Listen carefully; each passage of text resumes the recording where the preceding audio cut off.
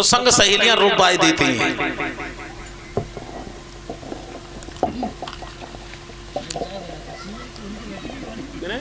हाँ, जैसे कोई पढ़ी लिखी बिटिया हुए वरना रोज आए तो संग माई रुपए देती, चलन तो पहले ये देती रोए ते चक्कर में मैं रोई ले चल रोइले दत्तूर होतो है।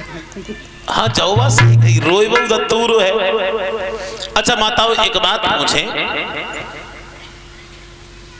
जब विदा होती है तो कुछ टिफिन में मिठाई और एक गिलास में पानी ले जाओ या तो गांव से थोड़ी दूर। ऐसा तो ना बिटिया घर में सबके शर्म के माए ना खाते हो तो भाई खेतराम खवाए लाते हो जाको मतलब कहा है कत तो सब लोग हैं, सब गांव में ये काम चलता है। लौट पटा बोलो जा तो कहा बोलो जातो है बा में जाता है गांव के धुरे पे जाए के बिटिया थोड़ो खवाए ले आता है, पानी पिया लाता, फिर घरे लौटा ले आता। जाको मतलब कहा है आज दिन तक जाने पाई। चलो हम बताए रहे, इसका मतलब ये है उस लड़की को उदाहरण दिया जाता है। क्या इस परिवार इस गांव का पानी होती है इज्जत। कुछ लोग कह देते भैया उनको आंख को पानी मेरे को बिना शर्म ही ना आए, तो पानी क्या है इज्जत। इसलिए गांव से बाहर लाके पानी पिलाया जाता है ताकि उस लड़की को उदाहरण दिया जाता है बेटी तुम्हारे साथ साथ तुम्हारे इस पूरे गांव की इज्जत बंधी हुई है। ससुराल जाकर कोई ऐसा कदम मत उठा देना जो तुम्हारे गांव को शर्मिंदगी महसूस करनी पड़े, तुम्हारे पानी को लोग दोष दें, इसलिए पानी पिलाया जाता है। पानी पिलाने का मतलब ये होता है। मेरे भैया आ जाएं उसी जगह। और भी कई बातें होती हैं। खैर शादी में एक और सिस्टम होता है धान बुवाई वाला, इस पे लड़ाई होती है धन बवा के चक्कर में। ये धान बुवाई को कार्यक्रम है जो जों से करो जातो है। कहू कहू गांव में धान सही हो जाए तो कहू कहू जों से करो जाते, लेकिन कई जाते धान बुवाई। लड़का जल डालता है और लड़की नीचे हाथ लगाती है और जों गिराती है। यहाँ अगर बढ़िया व्यवस्था बड़े बूढ़े न लेके गए धनबवा में तो लड़ाई।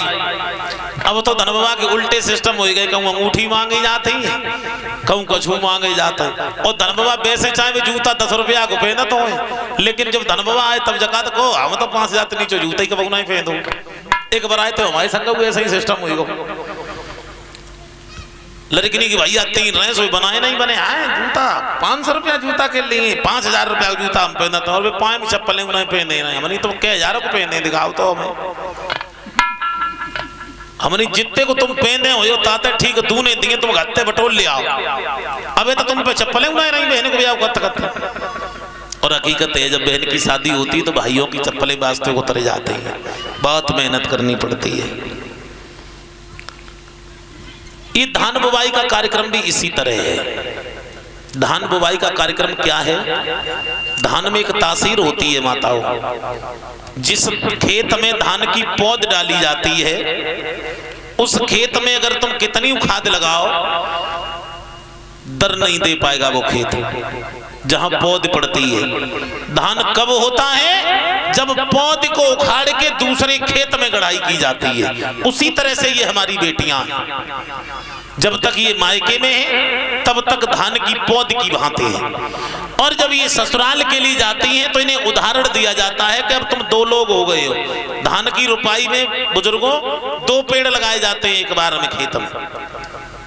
धान की रुपाई जब होती है खेत में धान गढ़ाई बोली जाती है, उसमें 2 पेड़ लगाए जाते हैं। उसी तरह से उस लड़की को समझाया जाता है कि अब तुम धान की तरह दूसरे खेत में लगने जा रही हो। अब उस परिवार की संतान को बढ़ाना, उस परिवार की इज्जत को बढ़ाना जिम्मेदारी है तुम्हारी। इस जिम्मेदारी को हंस करके निभाना बेटी, इसलिए धान गढ़ाई का कार्यक्रम होता है। बोली गोविंद भगवान की। मेरे भैया कहने का मतलब ये है, रुक्मिणी की मां ने जब कहा उसी समय रुकुम आ गया, कहने लगा कहां जा रही हो? कहीं नहीं जाओगे। जवाब दिया भैया मैं पूजा करने जा रही हूँ आखिरी इच्छा तो मरने वाले की भी पूरी की जाती है, क्या मेरा इतना भी अधिकार नहीं रहा? उसी समय 5-6 लड़कियों को साथ में कर दिया और ये कहा जाओ हमारी बहन को पूजा करा के शीघ्र लेके आना। कुछ जवान साथ में कर दिए। रुक्मिणी पहुंची है अलोपा भवानी के मंदिर में।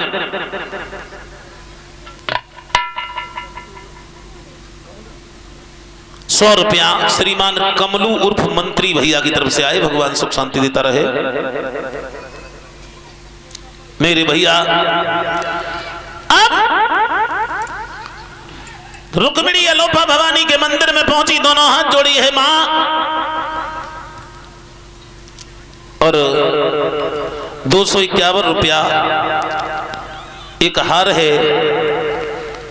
ये सीमा हॉस्पिटल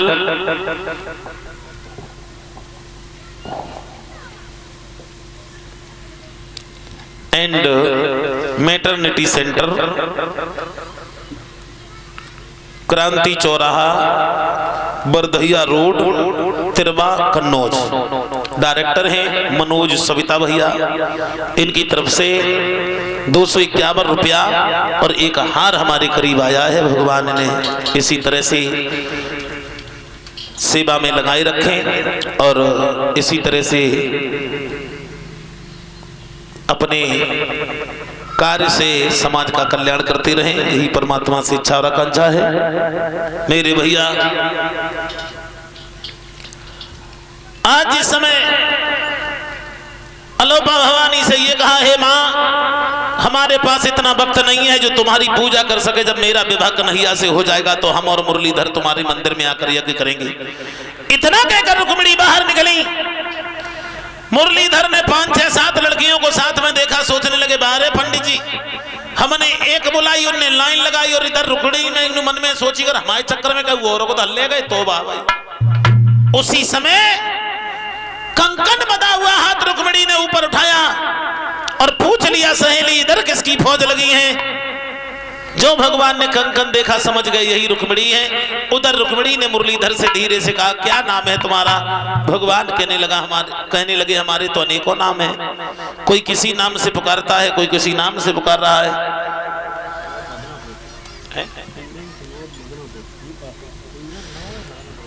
ये 100 रुपया पूरन भैया इसी गांव मदनापुर के रहने वाले, भगवान धर्म कर उड़ाता रहे। श्रोताओं रुक्मिणी कहने लगी तुम्हारी कमर में क्या है? भगवान बोले बांसुरी। का बजा लेते हो? जवाब दिया बहुत अच्छी। तो कहा थोड़ी बजा के दिखाओ। रुक्मिणी बोली आज बंसी बजाने का वक्त नहीं है, आज हमने बंसुरी बजाई, चारों तरफ हमारे दुश्मन बैठे, सतर्क हो जाएंगे, जान जाएंगे कि मैं आ गया। रुक्मिणी बोली बजाओ ना तो कम से कम हमें दिखाई दे। भगवान बोले हाँ ये ठीक है। रुक्मिणी ने बांसुरी पकड़ने के लिए हाथ आगे किया, मुरलीधर ने बांसुरी लेकर हाथ नीचे को किया। हुआ क्या? अरे होना क्या था? और करुणा निधान संकेत समझ, संकेत रथी से करते हैं, थोड़ा रथ और बढ़ा करके झटको बल्हा।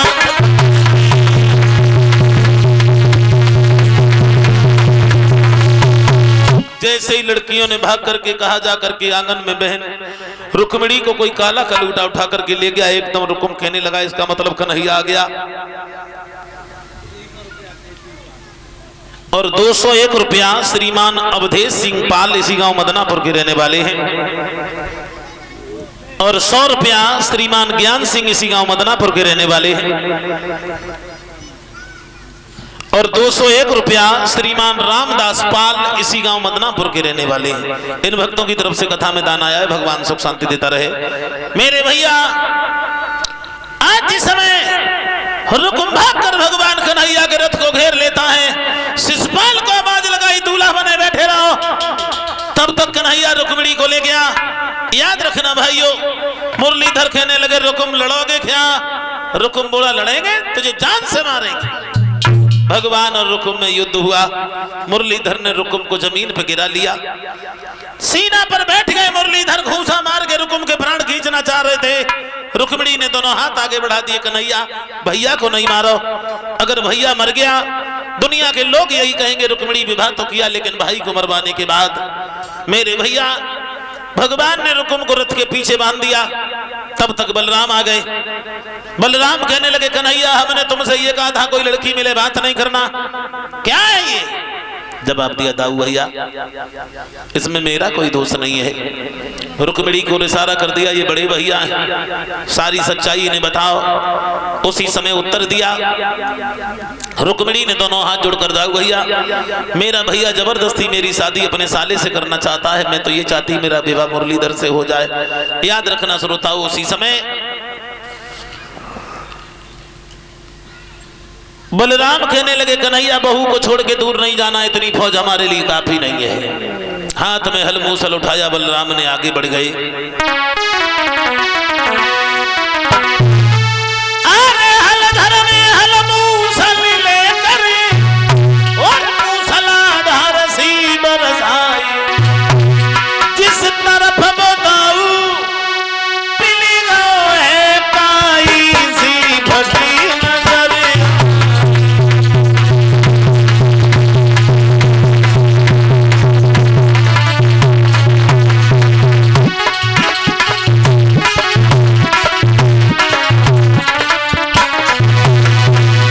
ऐसा ही नहीं। अरे मारे मारे के बलदाऊ में सब भेजा से गए हैं, खेत छोड़ शिशुपाल भाग जाऊं वीर न ध्यान बिसरे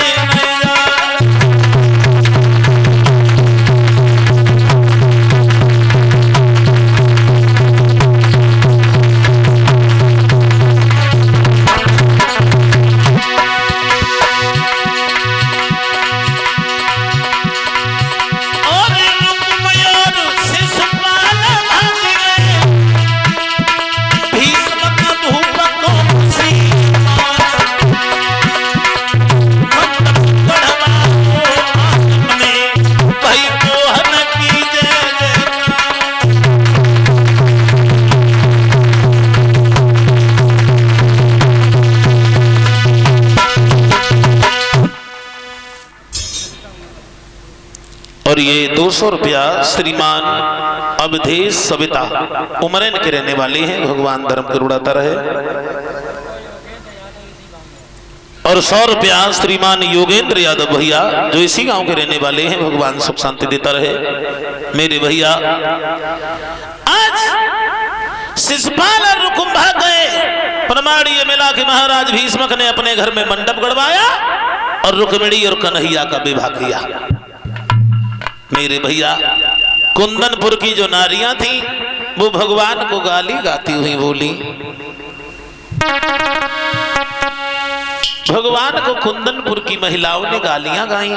एक बात याद रखना गालियां आज भी गाई जाती हैं। शादी विवाह हो तब तुम देखो माताओं का कार्यक्रम, जब ये गालियां देने पे आए तब तुम जो पढ़ी लिखी है ढोलक बाजा के संग गाती हैं उनकी तो उन्हें का सही है। जो बिना पढ़ी वैसी बड़ी बूढ़ी 60-70 बाई केवल बिना साज बाजा के लगे जाए उनकी और खतरनाक है। कैसी कैसी माताएं गाली गाती हैं।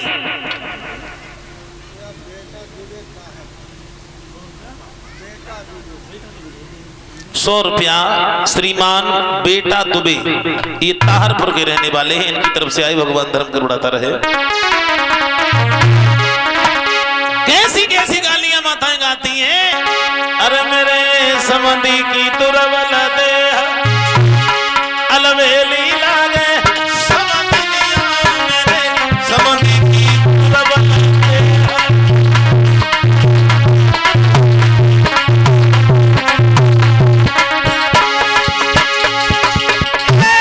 अलवेली लागे समंदिया मेरे समंदी की तुरवल दे।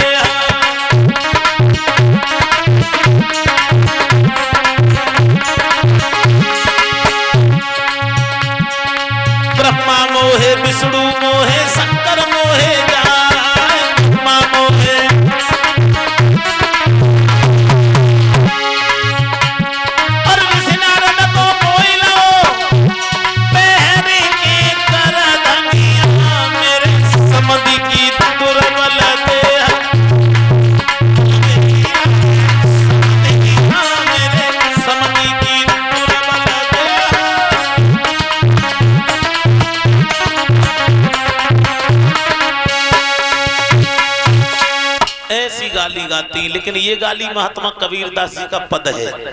कबीरदास जी कहते हैं समधि बताया है इस आत्मा को और समधि ने बताई है माया को। इस माया ने इस आत्मा को किस तरह से चक्कर में डाला। और 100 रुपया अभिनंदन यादव, ये अल्लाहपुर के रहने वाले, भगवान धर्म करोड़ाता रहे। और हमारी माताएं गाती समझी तुम्हारे से लड़का घूरे पे डरे। अब बताओ भैया काऊ को 10 लाख रुपया देके लड़का ना मिल पाए और जी माताएं संध्या को घूरे पे डाल देती और घूरे पे डरे रहता ही है। क्यों? अब बरात में इतनी व्यवस्था ही आती, जो बरात में आता है भगवान के देते ऐसे ही आता है, लोटता वही आता है। हाँ तुम बरात में बैंड बजे फिर डांस देखो, 2-4 भैया ने सेंट डाले हुए सरकारी वाली। हाँ सरकारी सेंट परी वही हो, फिर तुम देखो सवेरे गली साफ मिलते और तुम्हारे गांव में तो बहुत मुसीबत है, पूरी सड़क में खूंटा गड़े। तो बरात बहुत हिसाब से आई है, न मालूम पड़े कोई नाचवे के चक्कर में गिरे और खूंटा पे गिरी पड़े तो करिया हूं तोरे के ले जाए। सही है। लेकिन कुंदनपुर की नारियों ने गालियां गाई कैसे? अरे मोर मुकुट सिर बांधे कन्हैया तू बाप न के जाए।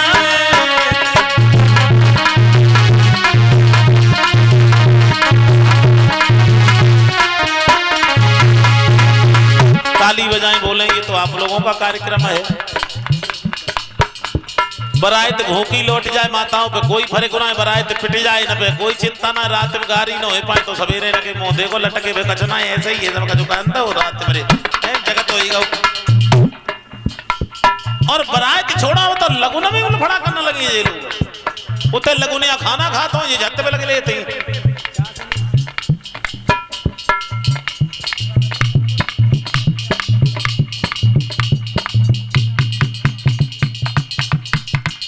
और ये 100 रुपया रावेंद्र सिंह यादव, ये चिनरवा पुरवा के रहने वाले, भगवान सुख शांति देता रहे।